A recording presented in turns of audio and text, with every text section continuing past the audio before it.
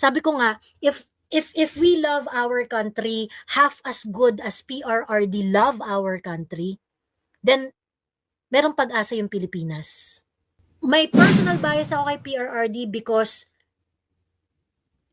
hindi ko nakita sa ibang tao yung ganitong klaseng paninindigan. So that made him earn a special spot in my heart. But even in this agreement, PRRD provide a pathway and showed to us how we should cultivate democracy in our country. Pag hindi kayo, ganyan si PRRD, di ba? Di ba yung sinabi ni Sas noon? Na parang in-interview ni Sas si PRRD sa SMNI. Sabi ni PRRD, kapag meron ako sinasabing hindi tama, sabihin nyo, awayin nyo ako. So, I am unapologetically DDS. Binababay nila si Robin Padilla kasi sabi ni Robin Padilla na yung prosecution naman, wag kayong masyadong one-sided, yung mga ganyan.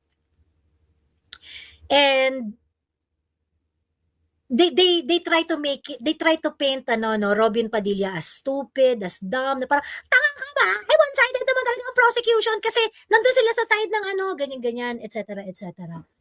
May context yon, kaso lang kinulang din siya sa oras to explain. Ngayon ang problema kasi hindi rin kasi talaga napaliwanag ni Robin ng bonggang-bongge. But I think you know what Robin Padilla meant. Like for example, yung magpe-present kayo ng mga dokumentong na hindi notarized. Alam nyo na bawal yan. Alam nyo na hindi po pwede yan, but you did it anyway. Merong rule na nag-a-apply sa defense at saka sa prosecution. And yung rules na yan, hindi mo dapat i-bend yan. Hindi mo dapat i-bend yan. So, hindi mo dapat ini-stretch na very, very blatant na hindi mo susundin yung batas. Kahit alam mo, kasi yan yung oath ng mga abogado eh. Yan yung oath ng mga abogado, putang ina, yung fishing expedition nyo.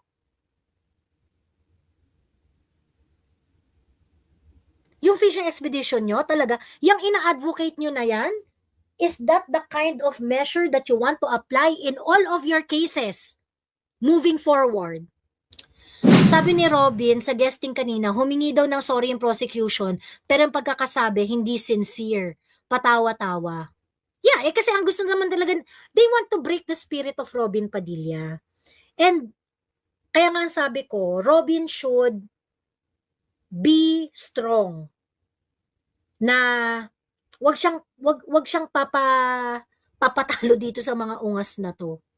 Kasi he has something that they would never have. And that is his way of effective communication sa ordinaryong tao. Si Risa daw may nagbabanta din daw sa buhay niya, no joke, char. Kanino naman banta si Risa? Risa Ontiveros, mas may silbi ka po sa amin kung ikaw ay buhay. Kapag buhay po kayo, kapag buhay po kayo, mas may silbi po kayo sa amin.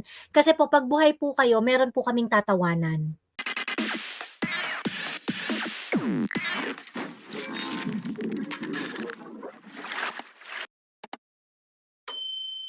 The same manner na hindi iiwanan ni Inday yung kanyang mga constituents sa Davao City pagdating sa pagpoprotekta sa kanila. So magkalinawan lang po tayo dito. Pag-uusapan po natin itong mga outburst, very public outburst ni Inday, kompletuhin nyo ang kwento. Huwag nyong baliin. Huwag nyong i-twist. Diba? Hindi dudumihan ni Inday ang kamay niya sa walang kwentang tao. Correct.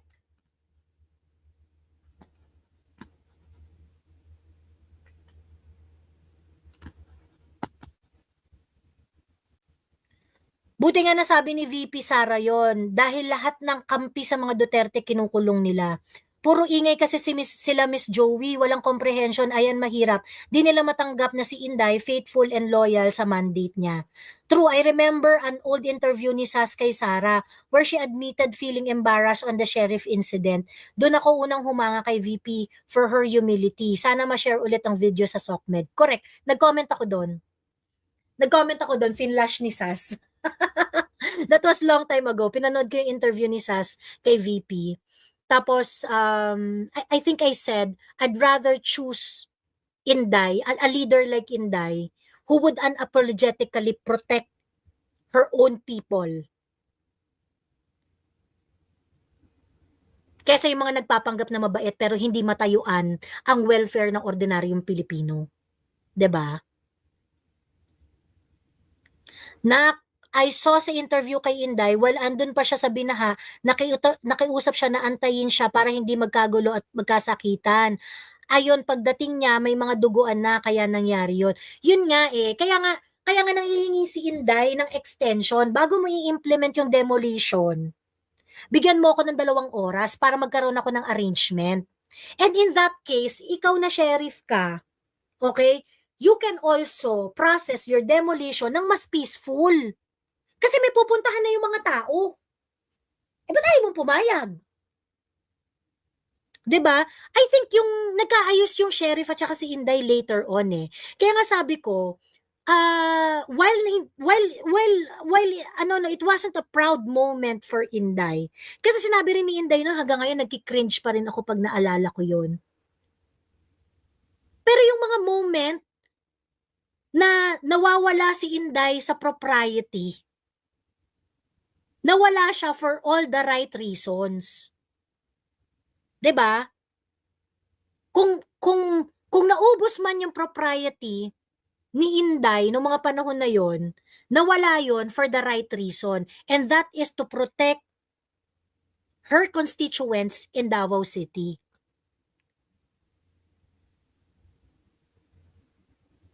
Ayun. Sabi ni Jello, aliw talaga ang etchos balungos mo, Miss Joey. Super kineso at nakaka-entertain ka, pero at the same time, intelligente. Love it. Ayan. Thank you po. Basta sa mga sinasabi ni Inday, walang namatay. Pero sa mga mahinhin kagaya ni Marcos, ilan na ang namatay sa korap niyang gobyerno. Sa paayuda ni Angel Locsin, may namatay din. Sa panahon ni Pinoy, ang dami. Correct! Correct! So why don't we talk about BBM's inappropriateness? Haharap ka sa mga tao, nagkanda utal-utal ka dyan, kundi ka ba naman tarantadong putang ina? Galit na si Strictly. The sheriff did not allow himself to be used by the impeachment fiasco. He knows Inday was right. I think so. Nagkaayos sila eventually eh. And I think it was Inday who requested the meet up between the two of them and personally apologized doon sa sheriff. So that is why I think that's why nagkaintindihan rin talaga sila nung sheriff. Kagaya ng sinabi ko eh, we cannot also judge the sheriff. Kasi yung sheriff, parang siguro sa isip niya, ito na yung trabaho ko, kailangan ko nang gawin to, ito utos sa akin, ganyan-ganyan, etc. etc. And para siguro dun sa sheriff, wala akong pakialam kahit mayor ka pa. Ito ang trabaho ko, kailangan kong gawin to, yung mga ganun bagay. But of course, Inday also has the duty to protect her people. 'Di ba? Inday also has the duty to protect her people. Joey, isa ka rin ba sa binanggit ni BBM na maghihirap na? Sabi ni Mingko, hindi ko alam. Paano mo naman nasabi? So, hindi ko naintindihan. Anong nito? Bakit ako nadamay dun sa statement ni BBM?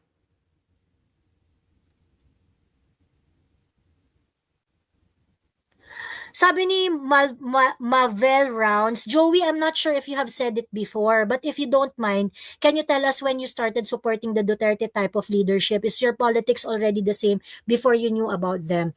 I knew about PRRD during Yolanda. Okay? I know that there is something wrong with the yellow politics. I know that that is not the kind of approach that I want in public governance. I saw PRRD during the Yolanda. I saw his interview, na galit siya. Dahil sobrang galit at durog na durog yung puso dahil sa trahedyang inabot ng mga kababayan natin na nabiktima ng Yolanda. Nakita ko how PRRD moved his resources in Davao City to help the victims of Yolanda.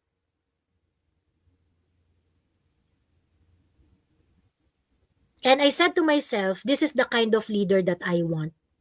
The one who doesn't make excuses, the one who delivers.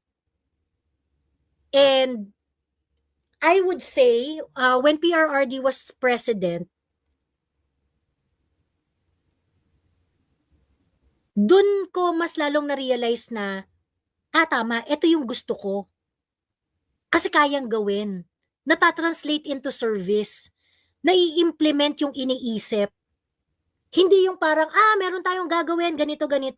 Because PRRD doesn't make excuses eh. And when PRRD showed what he can do, I realized, tama ito. Reklamo tayo ng reklamo kung bakit laging namamayani ang mayayaman. It is because our society is really held by the oligarchs. Our country is really heavily influenced by the oligarchs. Si PRRD pinakita niya na kapag ang magmamanage ng ating bansa ay isang politiko na hindi kayang hawakan ng mga oligarko, we can make it happen for our people. And that is the kind of politics that I want to perpetuate. And I think, yung kasi parang parehas ba lang tayo ng politics ni PRRD? It's really more of I would say meron talagang mga similarities. Kung ano yung ginagawa ni PRRD, ganun talaga yung approach na gusto ko. But PRRD as a president, that's why I have a very, very special space sa puso ko kay PRRD. Kasi si PRRD, tinuruan niya tayo. Pinakita niya kung paano maging posible na magsilbi doon sa kapwa mo Pilipino ng genuine, na walang agenda. Kung paano mo ma-translate yung gusto mong mangyari sa bansa mo nang hindi ka naiimpluwensyahan ng mga oligarchs.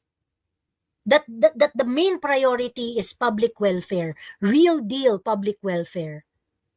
So, I would say, large part of my politics is because PRRD educated me on how it should be, how governance should be. Ayun. And in many situation, nag-agree talaga ako dun sa mga ginagawa niya. Ayun. So, that's how I become aligned doon sa politics ni PRRD. It started with the Yolanda incident. And PRRD basically offered an alternative kind of leadership na very, very scarce at that time.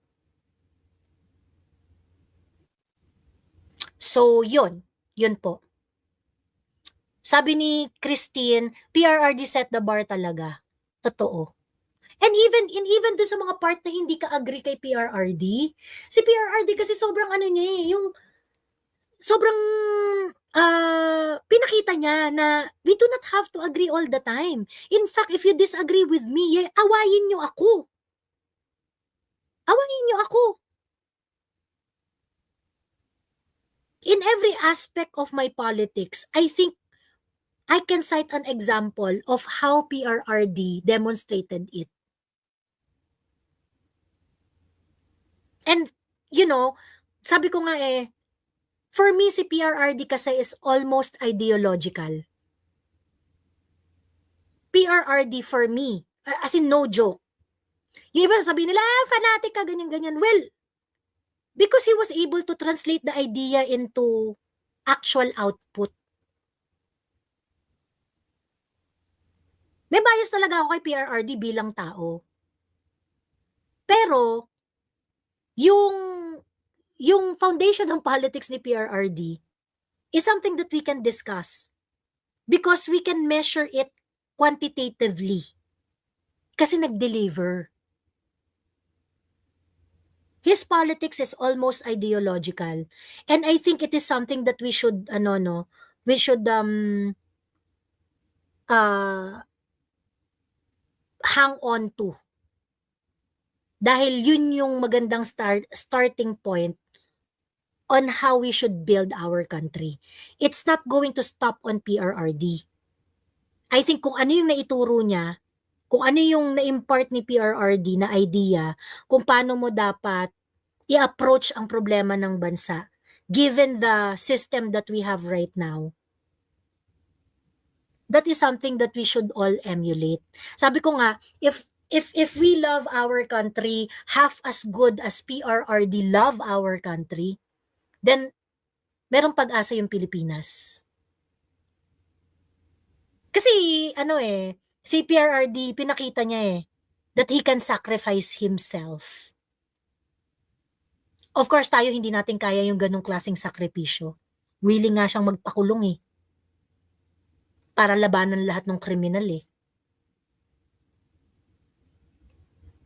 So yun.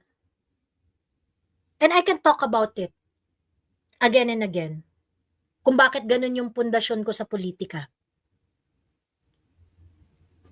May personal bias ako kay PRRD because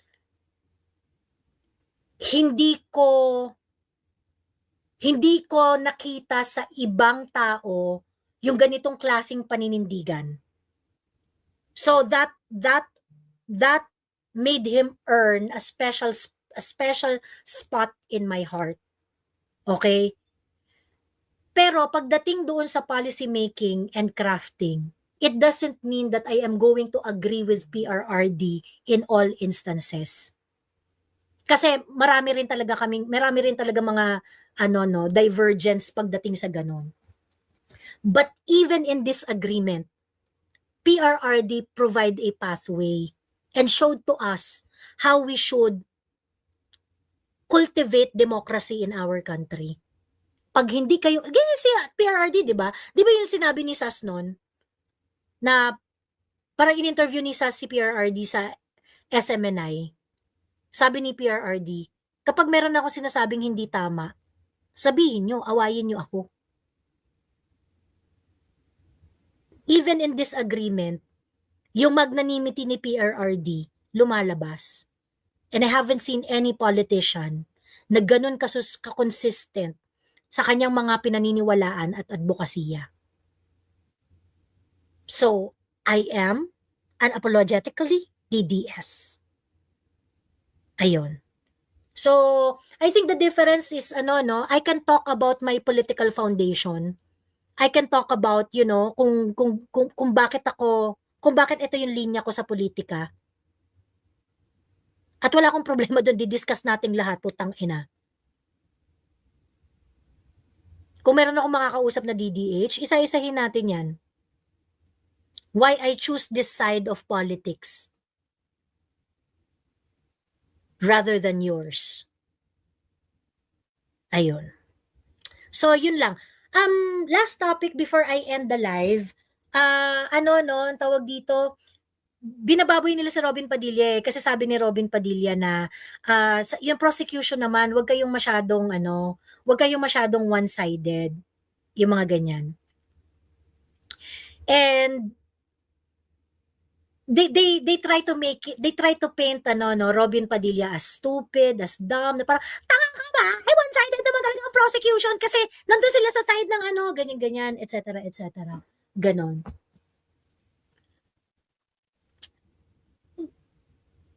Ito talaga yung weakness ni Robin Padilla. Hindi siya eloquent. Hindi eloquent si Robin Padilla. Hindi siya kasing hindi siya hindi siya wordy. Hindi siya kasing articulate nung iba. But I think they know what Robin Padilla meant nung sinabi niya na huwag kayong masyadong one-sided. I think ang sinasabi doon ni Robin Padilla, kayo naman, kung alam niyo yung batas, huwag niyong babuyin yung batas. Huwag niyong gamitin yung batas at i-bend yung batas para kumampi sa inyo yung batas.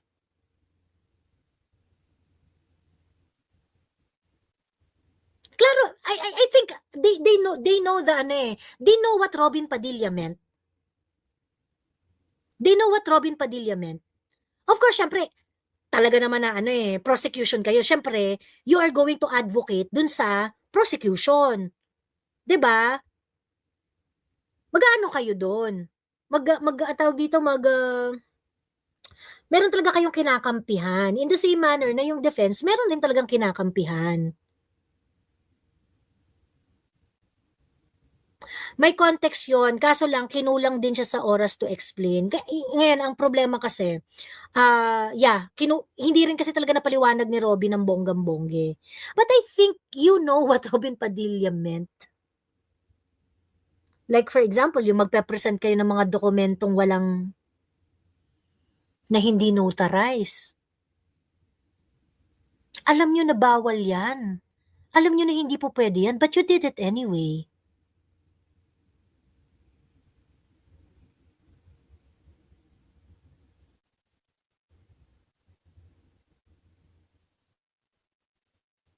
Sino daw po yung nag-iingay that time? Sila Kapunan.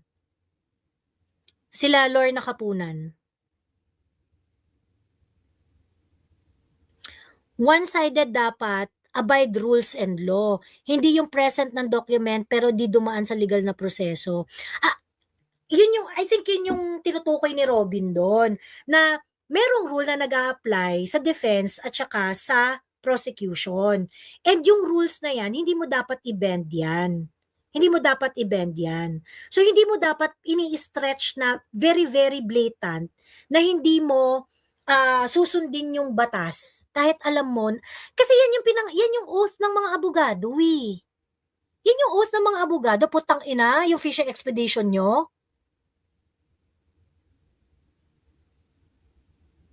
Yung fishing expedition nyo, talaga, yung ina-advocate nyo na yan, is that the kind of measure that you want to apply in all of your cases moving forward? I think yun yung gustong i-explain ni Robin Padilla but he wasn't able to explain it. At ginamit na nila na para sabihin na, bobo si Robin, hindi niya alam na ang prosecution meron naman talagang kinakampihan.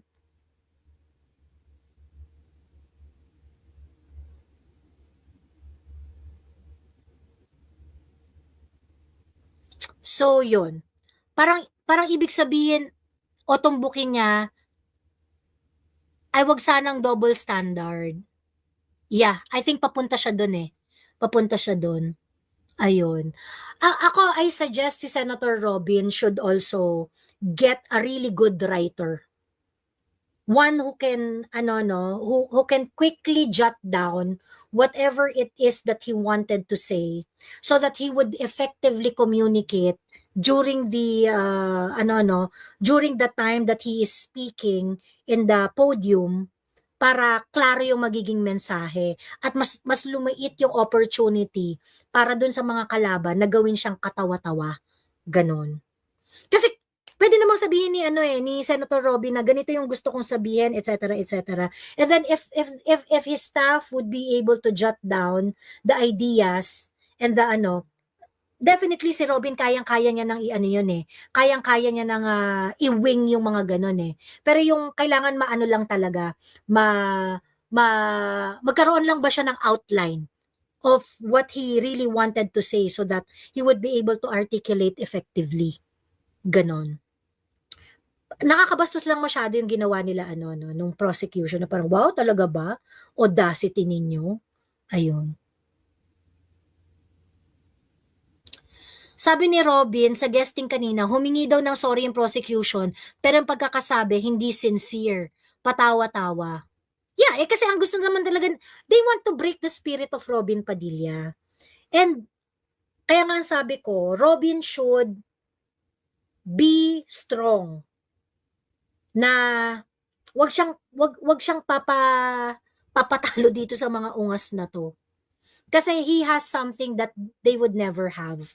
And that is, his way of effective communication sa ordinaryong tao. Sabi ni Ignis Bios Delta, I recommend John Reiter. Correct! Sen Robin, kunin mo si John Reiter. Totoo. 'Di ba? So he can give you outline of the things that you can say and discuss whenever you are in the podium. 'Di ba? You have to surround yourself with effective communicators. Ganon. Yan yung magiging arsenal mo. In-explain niya kanina sa SMNI, one-sided daw ang prosecution kasi they present witness na may case but don't want to allow senator judges with cases to be present. Ganon.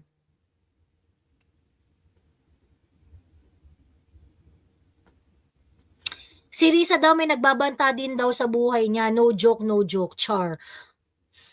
Kanino naman banta si Risa? Risa Ontiveros, mas may silbi ka po sa amin kung ikaw ay buhay. Kapag buhay po kayo, kapag buhay po kayo, mas may silbi po kayo sa amin. Kasi po, pag buhay po kayo, meron po kaming tatawanan. So, it is against our interest kapag po meron pong magtatangka sa buhay ninyo. At kung sino man po ang magtatangka sa buhay nyo ay hindi kami matutuwa.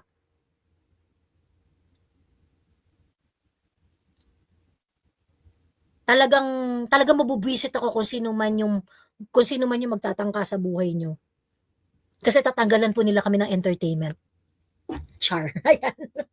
Ayun. Agree. Ginagawa nga yan ni Risa kaso tanga rin yung staff niya. True. Ayan. Ma'am Joey, thoughts mo sa rumored pasta party ng Italia sa 27? I do not know. Let's just wait for it. And if it's gonna happen, let us join. Let us join.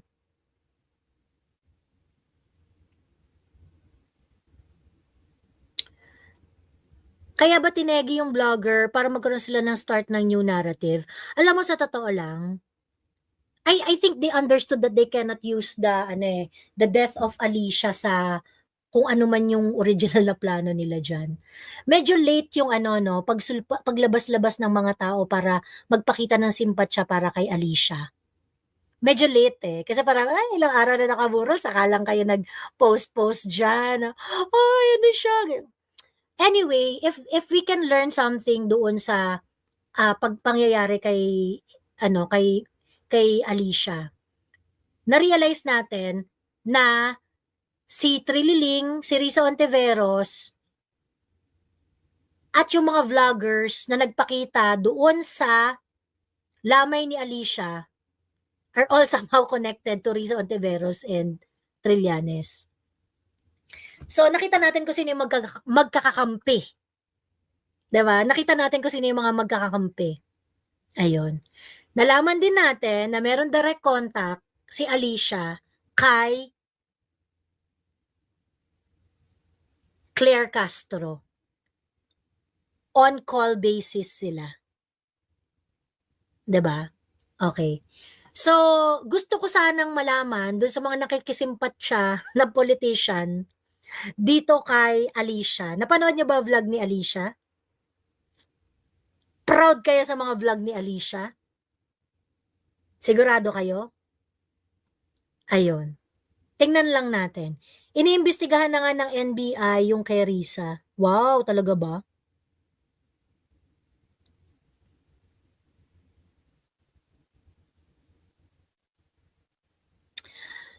Sabi ni Neri Susie, Miss Joey, ano po yung pinapakalat nila about kay Mayor Baste na nasa party sa ibang bansa? Ginagawan talaga nila ng kasiraan ng mga Duterte. Ang sa akin naman, anong problema? Kung pumaparty sa, parang parang mga Caucasian na babae, yung nag-video, tapos nahagip sa camera si Mayor Baste. Na ganun. Uy! Ano gagawin natin? Ang gwapo ni Mayor Baste. 'Di ba? Bata siya. Gusto niyang mag-party. O anong problema? Bawal na ba mag-party? Malacanang nga, linggo-linggo ang party 'Di ba? Anong problema ninyo? Problema ninyo na hindi kayo ang kasamang pumarty at ang kasama ay mga magagandang Caucasian? Ano ba yun? Hindi ko gets kung ano yung kinakainggit nila. Anong problema dun sa party? na pumaparty si Mayor Baste kasama ang mga sexing puti. Ano, sino bang gusto niyong kasama ni Mayor Baste pumarty? Kayo? 'Di ba? So parang hindi ko gets. Lalo na ngayon ang payat na ni Mayor, 'di ba? May panga na ngayon si Mayor Baste, oh, 'di ba? Para sa akin, anong issue ninyo? Buti ba sana kung nagpapakita kayo ng same na galit sa ibang mga public official na nahuhuling nag-party. Hindi rin naman, 'di ba? Sa mga Duterte supporters nga, ayos lang na pumarty si Mayor Baste eh. Kayo pang hindi naman supporter, 'di ba? Di ko gets. Kasi parang feeling ko nga, kung meron mang magagalit na nagpa-party si Mayor Baste, hindi ba dapat mga Duterte supporters yun? Kung sa mga Duterte supporters nga, okay lang na nagpa-party si Mayor Baste eh. Ba't sila yung galit? Bakit sila yung galit? Ayun. Ayan naman yung energy nila, full force sa mga Duterte, sa iba deadma. True. Ayun, ayan, Joey, kwentong barangay na. Sige na, ano muna, bilis para mag-end live na ako. Kwentong barangay, i-like muna ng bonggam-bongga. Like ng bonggam-bongga, mga kababayan. Tingnan ko kung ilan na ang like. You are 1,593 here. Ilan yung ba 213 likes lang yun nandito? Ba 213 likes lang yun nandito? Teka ha. 538. Kailangan Kailangan 800. Bilis, kwentong barangay. Kwentong barangay, pero kailangan 800 likes. 800 likes para sa chismis na mabigat. Game. Like. Like. Ayan. Ilan na tayo?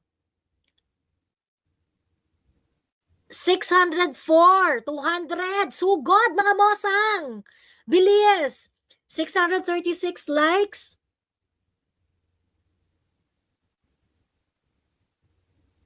649.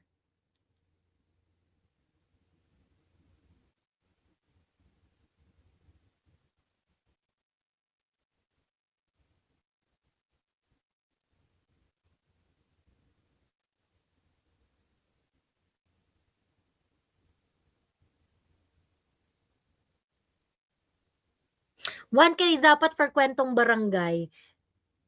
Hindi, okay na ako sa 800. Okay na ako sa 800. Ayan. 689. 689. Okay, 689. Bilis, juicy to. Juicy to, kwentong barangay ko. Juicy tong kwentong barangay ko.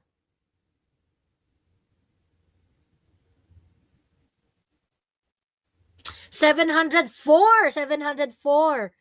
Maraming salamat, Ma'am Ethel Torres. Ayan, habang tayo ay naghihintay ng inyong mga kembot dyan, magpapasalamat lang ako kay Dang Moreno para sa kanyang mga regalong gems. Thank you very much sa party hat at sa gold coin, Dang Moreno. And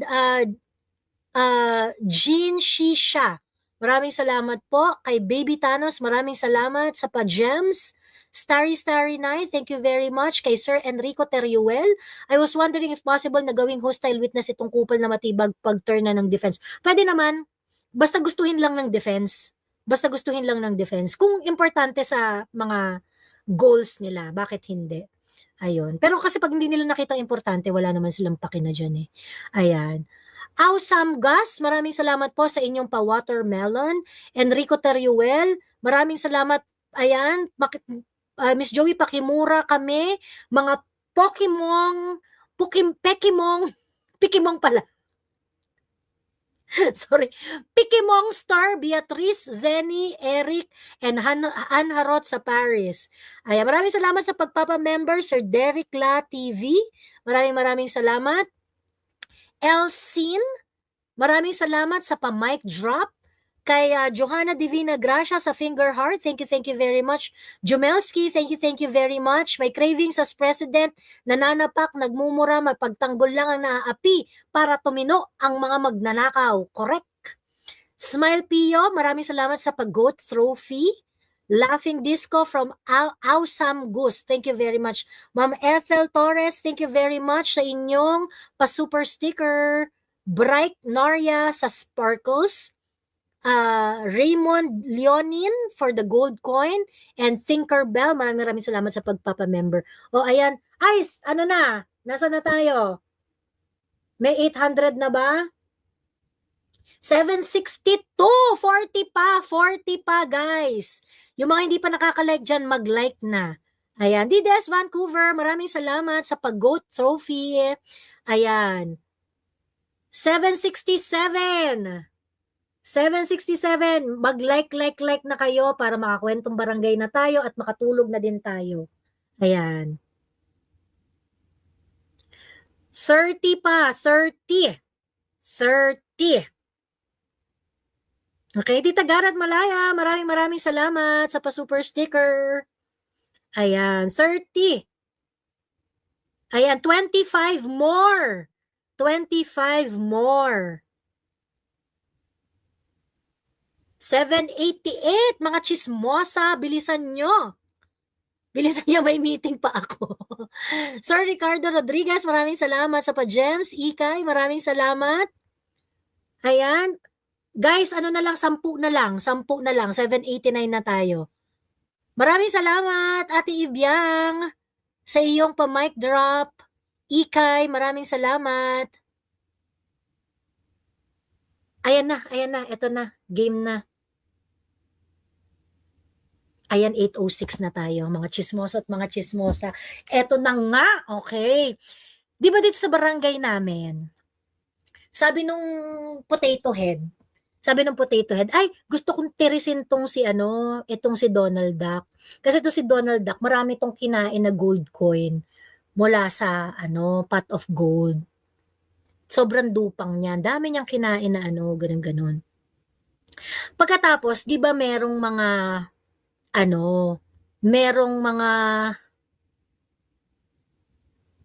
merong mga kargador na nagkwento tungkol doon sa mga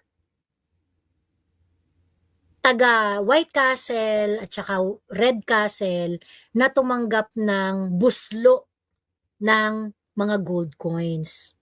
Sabi, inisa-isa nila yung mga pangalan, etc., ganon.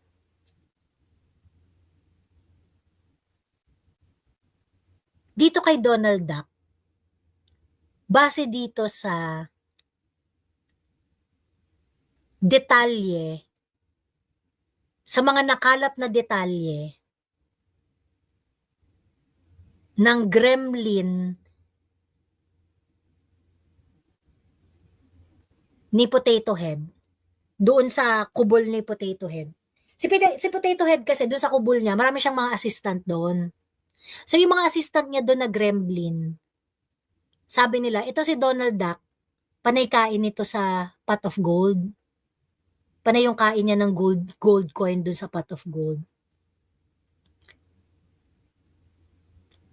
So ngayon ang tanong, paano ba nakakarating yung mga gold coin kay Donald Duck?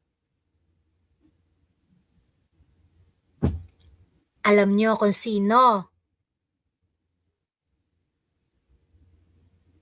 Alam nyo kung sino ang tumatanggap ng buslo ng gold coin sa kubol ni Donald Duck? As in yung yung rekta, yung mga tipong, 'di ba yung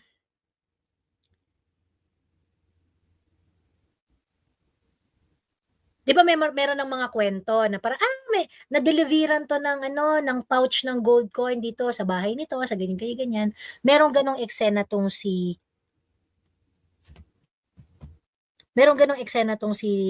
Donald Duck. At ang tumatanggap ng buslo ng gold coin para kainin ni Donald Duck yung gold coin galing sa pot of gold ay C. Do you miss me? Do you miss? Do you miss me? Do you miss? Kilala niyo yung kumanta nun? Yarn! Yarn!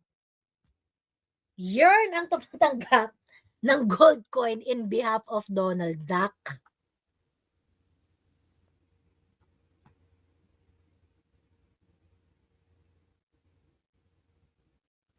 Ayon.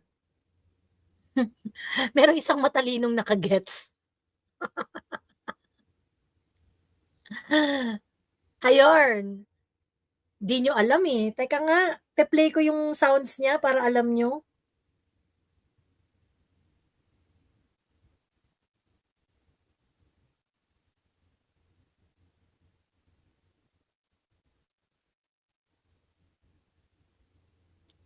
Baka maano ako, copyright ako eh.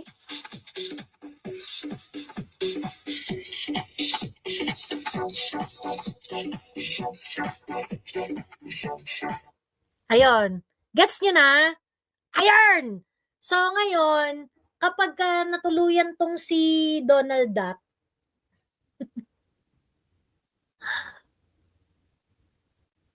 pag natuluyan tong si Donald Duck, kawawa si Do You Miss Me. Si Do You Miss Me ay hindi siya kamag-anak na hindi siya kamag-anak ni Erich. Hindi siya related kay Erich. Hindi siya related kay Erich. Ayun. Pero yun. So, dahil may mga inadapt sila na mga sinabi ng mga kargador, at yung mga sinabi ng mga kargador, may nag-corroborate na iba. So, tingnan natin kung gaano kaseryoso itong magiging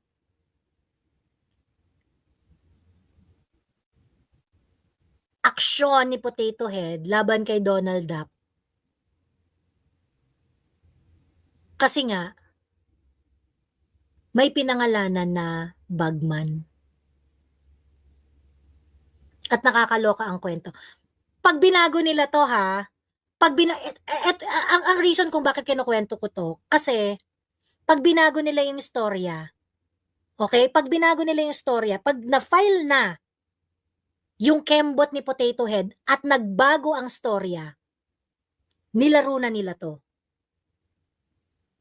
Nilaro na nila to. Pag hindi pinangalanan yung Bagman ni Donald Duck, nilaro na nila to. Yun ang gusto kong ipunto dito. Ayon. Diyos ko, di ako makatulog nito kakaisip kay Do You Miss Me. Di ko maintindihan.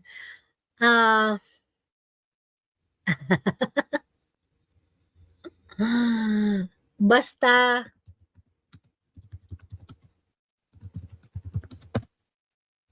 okay, so matulog na tayong lahat at magkita-kita ulit tayo, okay? Sa mga susunod na araw, thank you very much. Hanggang dito na lang at maraming salamat sa lahat ng gifts.